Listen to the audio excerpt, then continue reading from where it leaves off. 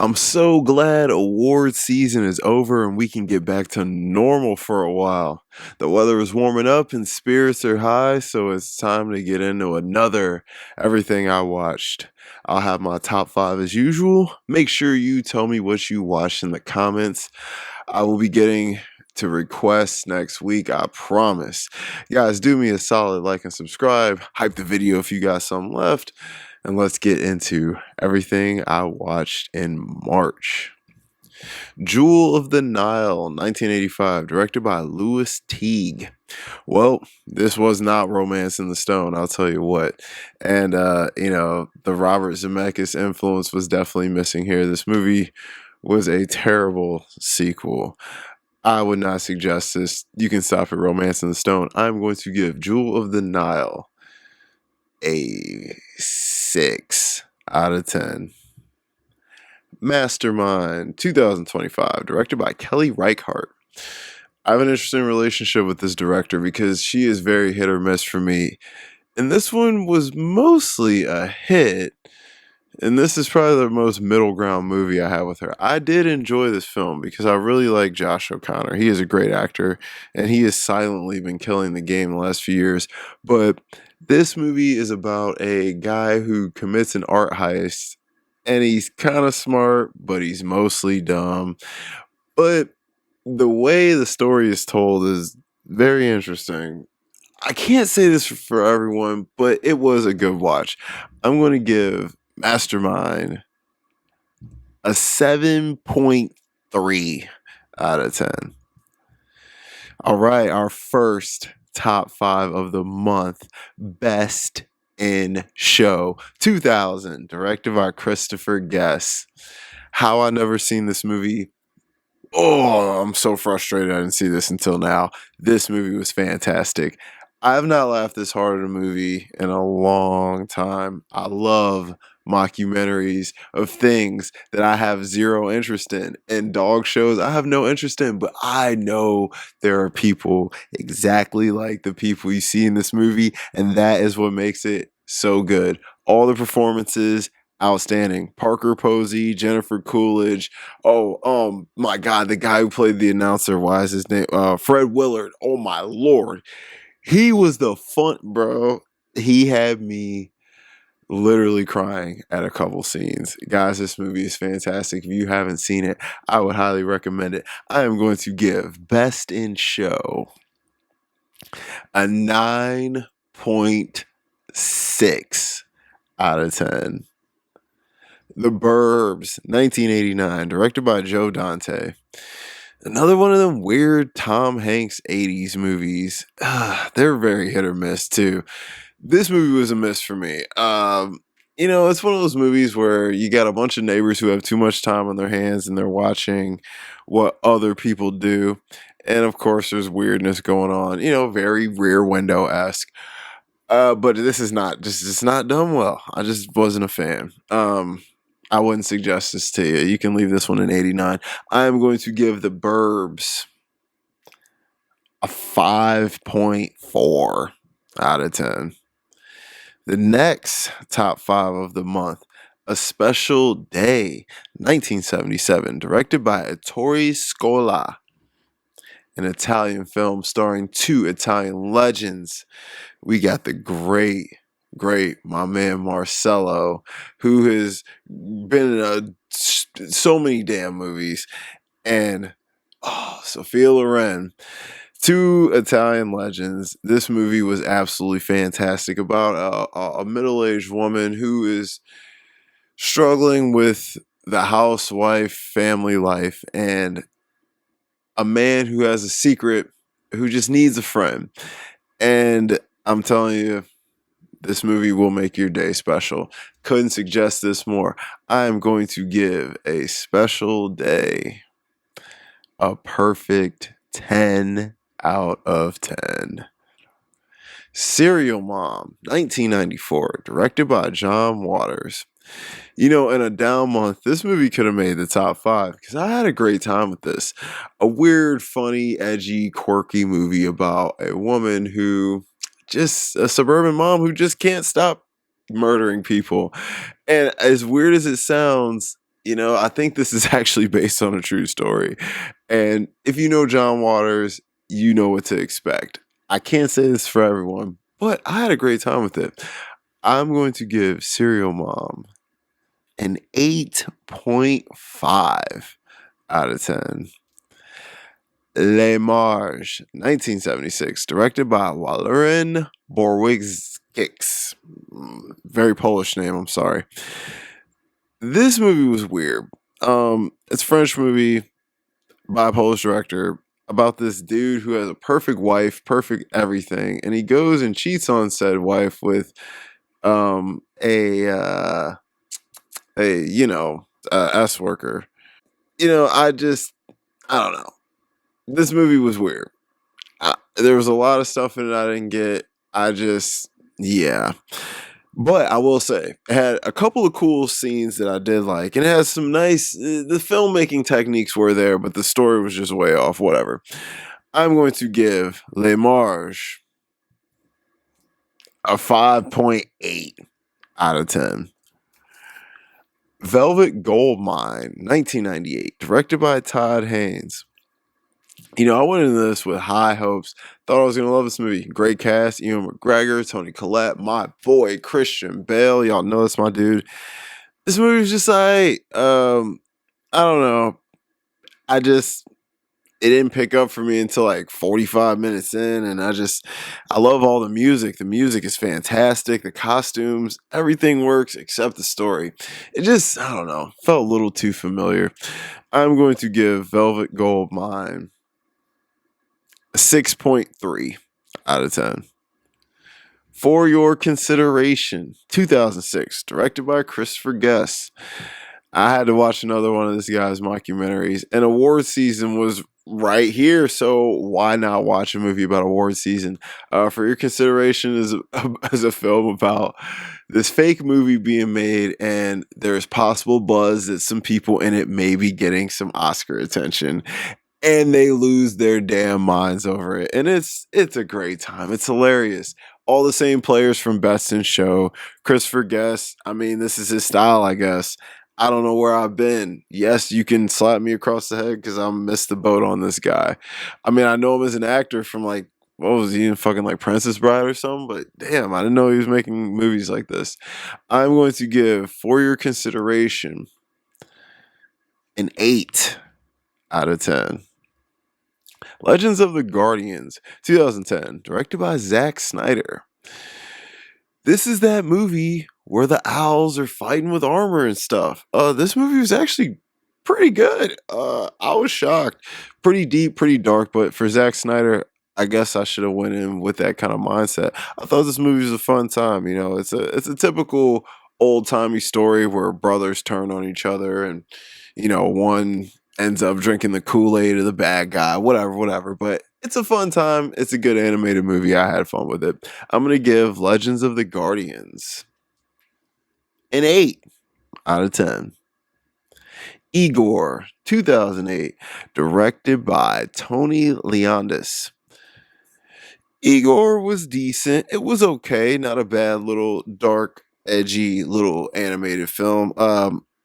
I like the voice acting. I like Steve Buscemi's character a lot. It's a cute little movie about a little weird guy who makes a fake, like a monster type. It's kind of got the Frankenstein bride thing going on. It was a fun time, cute little kids movie. I'll give Igor a 6.8 out of 10. Pierre Le Fou, 1977, directed by Jean-Luc Godard. Now, anyone who has watched this channel knows I've had an interesting relationship with Jean-Luc Godard. I like him as a guy much more than a filmmaker, but I actually enjoyed this film, and I've been putting it off because every time I watch one of this guy's movies, I'm kind of let down. They're never bad, but I'm kind of let down. But this, I was not. I actually enjoyed this film. I think this is my favorite film I've seen from him so far. This film was a Bonnie and Clyde-esque film where obviously, he was watching this or whatever, but this was a fun time. I had a good time with this movie. It's weird. It's quirky. It's Luke Goddard. If you know his style, you know his style. I'm going to give Pierre LeFou an 8 out of 10. Romper Stomper, 1992, directed by Jeffrey Wright. An Australian movie starring Russell Crowe about neo-Nazis that hate Asians. I was not expecting this and I was not ready for it, but I absolutely love this movie actually. And the way it was going, I didn't think I was going to like it after the first like 20 minutes.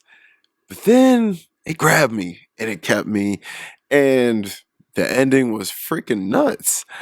I gotta say, obviously, big inspiration for movies like American History X and stuff like that. But this was a great film, and I'll tell you, on a down month, this would have made the top 5. I'm going to give Romper Stomper a 9 out of 10. Star Trek 2009, directed by J.J. Abrams. All right, guys, anyone who watches this, y'all know one of my favorite movies is Empire Strikes Back. I'm a Star Wars guy. I don't really watch Star Trek. I've seen little bits and pieces of episodes and things, but I really don't know much about it. So I decided to jump in with something that might not bore me to death. And I watched J.J. Abrams' Star Trek, and it was okay. It was all right. I really like the guy who plays Spock. I love Chris Pine. It had a great cast. A lot of young, a lot of actors who are older now, but were super young in this, and seeing them all in the same movie was pretty cool. But it was all right. I'll give Star Trek, I'll give it a 7 out of 10. A Bullet for the General, 1966, directed by Damiano Damiani. Interesting name.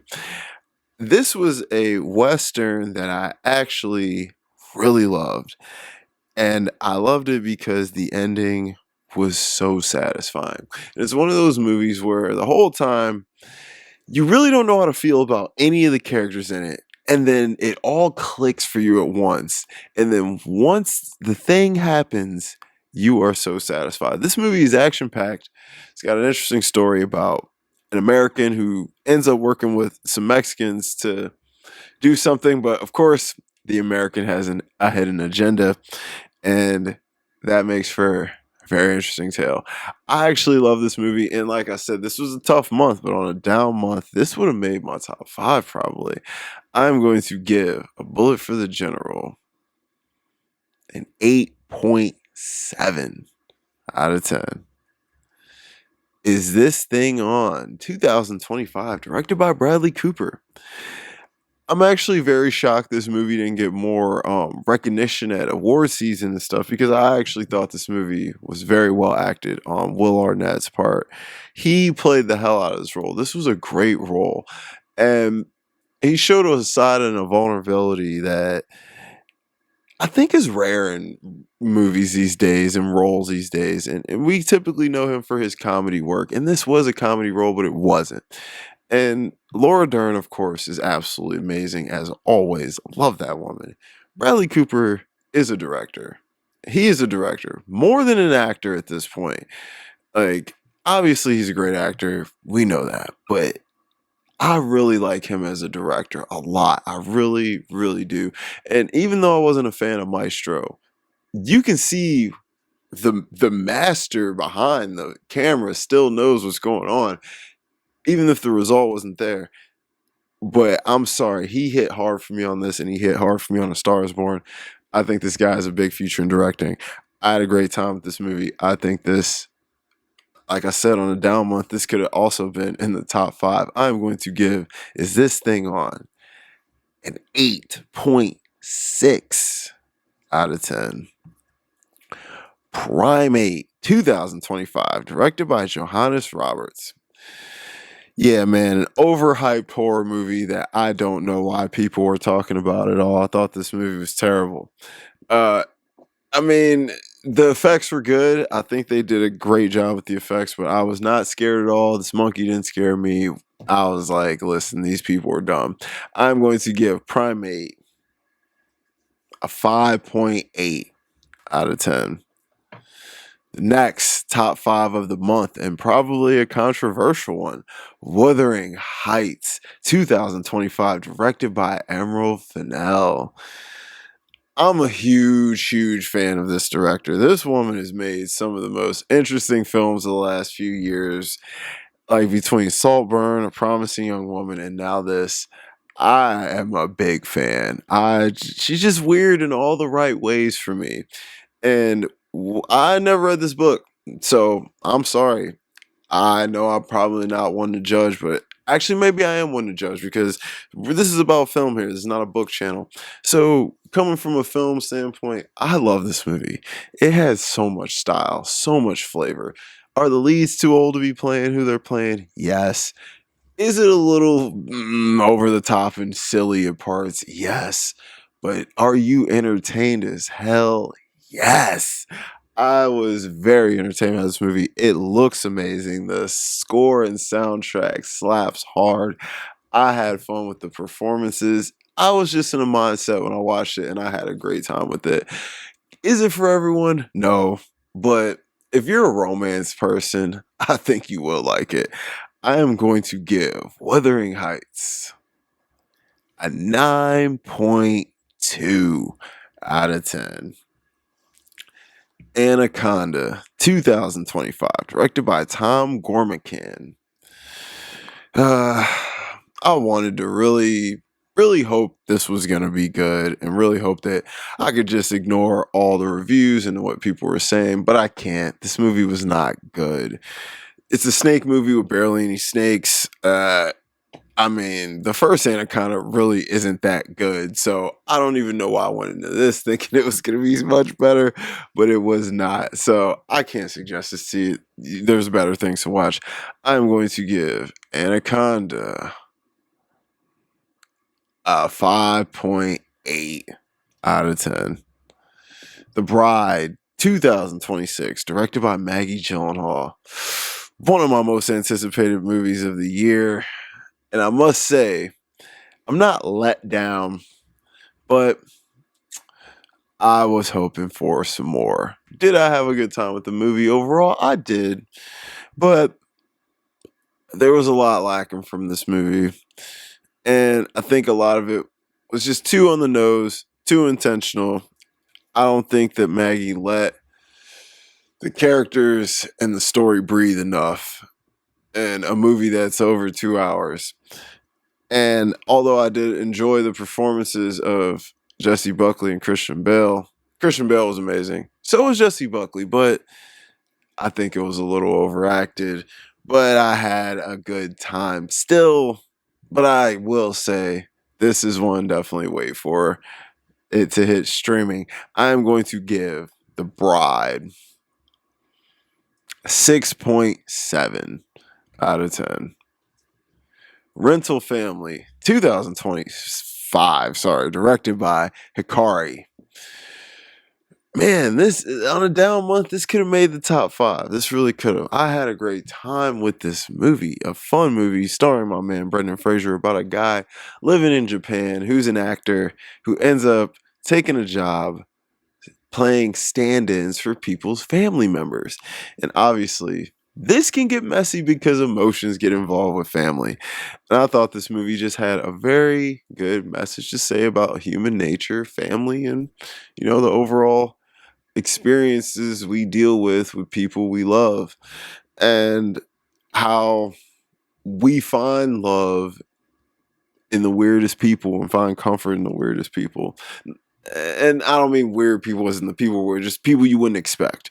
So I thought it was a great time. I'm going to give Rental Family an 8.8 out of 10. Next, top five of the month. 28 years later, The Bone Temple, 2026, directed by Nia DaCosta. Oh boy. What a step up from the 28 years later we got last year. Wow. This movie was incredible. First of all, Ralph Fiennes and Jack O'Connell. You two were amazing. They played the hell out of the roles. I mean, I don't want to give the movie away because there are some dope scenes in this movie. I am telling you, if you are a horror fan, you have to watch this. I could not recommend this more. I'm going to give 28 Years Later, The Bone Temple a 9.2 out of 10. Desperately Seeking Susan, 1985, directed by Susan Settleman. This is a Madonna movie that no one should ever watch. And that's that. This movie was terrible. I mean, the plot is dumb. I ain't gonna tell you what it's about because I don't think you should watch it. Don't pay it no mind. I'm going to give Desperately Seeking Susan a 4.4 out of 10. Naked, 1993, directed by Mike Leigh. I'm a big Mike Leigh fan. I love him, man. Definitely one of the best directors coming out of the UK, but this was a trippy one. But in all the good ways, I gotta say this movie deals with a lot of weird stuff. It's really just about a guy who's too smart for everyone around him. And I'm gonna kind of leave it at that. But this is not a movie you should watch if you're sensitive to topics involving sensitive things. And you can kind of get where I'm going with that. I'm going to give Naked an 8 out of 10. Good Luck, Have Fun, Don't Die, 2025, directed by Gore Verbinski. Man, I went into this movie with some real high hopes, and I gotta say, I was a little bit let down. This movie felt like a long episode of the Black Mirror with some comedy thrown in it. Now, I did like a lot of ideas that were going on here. There was a lot of really good scenes, but overall, it didn't quite hit for me like I thought it would. But I do think it's still worth watching, so I will suggest this to you because Sam Rockwell is Sam Rockwell. I am going to give Good Luck, Have Fun, Don't Die a 6.8 out of 10. I watched the Wonder Man TV show, 2026, with a whole bunch of directors and writers and stuff. I had no idea who Wonder Man is. I watched this to do a podcast with my buddy on my Cutting Room Floor podcast, which will be linked below. And I loved it. I thought it was a great show about two buddies who just love acting and want to pursue it. I won't give it away because I can't tell you too much without giving stuff away. But I would suggest watching this on Disney Plus. I'm going to give Wonder Man as a series an 8.4 out of 10. Oh, don't kill me. Melania, 2026, directed by Brett Ratner. Yes, I watched this also to review on my podcast, which is linked below. And I don't want to talk about it. It is the worst documentary. It's one of the worst things I've ever seen that cost this much money. I just can't believe this movie cost so much money. I learned nothing about this woman. Well, I learned things about her, but nothing worth talking about. This was just bad all around. I would never suggest this. I watched this so you wouldn't have to. I'm going to give Melania. I think this may be the lowest score I've ever given out on this channel. I'm going to give this a 0.5 out of 10. Devil in a Blue Dress, 1995, directed by Carl Franklin. Denzel at his finest and my man Don Cheadle. An interesting movie that back in the late 1940s about a black dude who ends up doing some private eye stuff that's got some race stuff going on. I absolutely can see this movie being a big inspiration for Sinners, actually. There's no way Ryan Coogler didn't think about this movie a little bit when he was making Sinners. I had a great time with this movie. Definitely check it out. I'm going to give Devil in a Blue Dress an 8.3 out of 10. Ooh, so close to making my top 5. The Mask of Zorro, 1998, directed by Martin Campbell. Now, this is just what you call a perfect blockbuster, a great time. In the 90s, if you took me at 7 years old, I was 7. Actually, I might even still been 6. You took me to see this movie in 1998. and you sent me there, I would sit there for all 2 hours and 16 minutes and I would be thoroughly entertained and I would leave very happy. This is a fun movie. Catherine Zeta-Jones looks absolutely amazing. Antonio Banderas doing his thing. Anthony Hopkins even though, I mean, we probably maybe should have got like, I don't know, a Spanish guy, but that's cool. Still doing his thing. Great film. I'm going to give The Mask of Zorro a 9 out of 10. Our last top 5 of the month, A Man Escaped, 1956, directed by Robert Bresson. Oh, this is a good one. One of the most inspirational films ever made. A prison escape movie where you can see where every single prison movie that followed this got its style and influence from the hand-to-hand quick motions we're used to seeing in prison movies, from all the angles and the cameras, the way they shoot them in the cells, everything, from the way they use sound, the way they use the guards banging the clubs and the bars. I mean, everything. 10 out of 10. Highly recommend it. Go watch this now. Last but not least, Megazone 23, 1985, directed by Noboru Ishiguro. Another one in a down month. This might have made my top 5. This is my kind of anime movie. I had a great time with this. I love 80s anime, action-packed, fun wonky story, a goofy romance in the backdrop, fun ladies dancing around, stupid action going down with an idiotic, over-cocky character. You can't get better than that. That's my type of anime movie from the 80s. I absolutely loved it. Getting it on Blu-ray. I'm going to give Megazone 23 a 9 out of 10. Guys, if you made it to the end, I appreciate your time. Let me know if there is a film or topic you want me to review. If you had a good time, consider subscribing for me and maybe liking the video if you really enjoyed yourself. Hype the video up if you got some left. Follow me on Letterboxd, Ralph Vader. It's linked below. I got a podcast with my buddy, The Cutting Room Floor. I'll link that below for more movie content. I will be back next week. And don't forget the popcorn.